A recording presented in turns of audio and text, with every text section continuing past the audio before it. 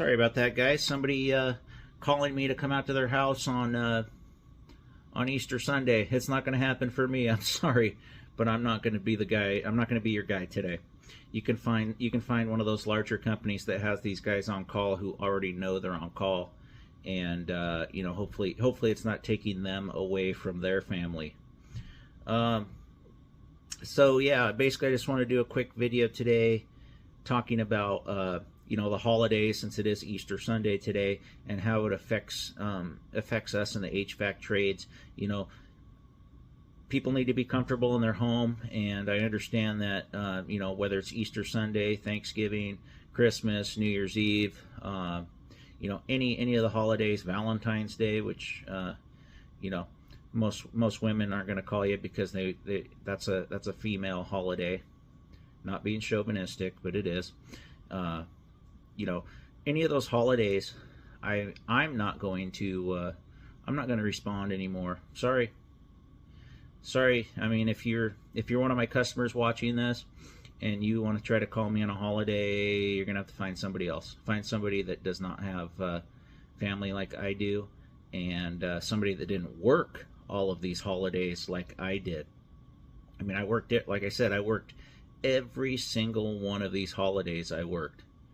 It didn't matter which one it was. I was working 24/7, 365. I didn't care. And I made a mistake in my first business back in 2006 where I was doing that.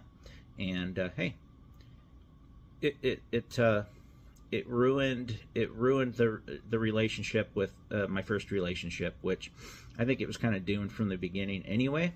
But not taking that time away to spend time, makes you grow apart. So that being said, guys, I'm going to take this Easter Sunday. So this morning we did the Easter basket. We already did our Easter egg hunt with the little one.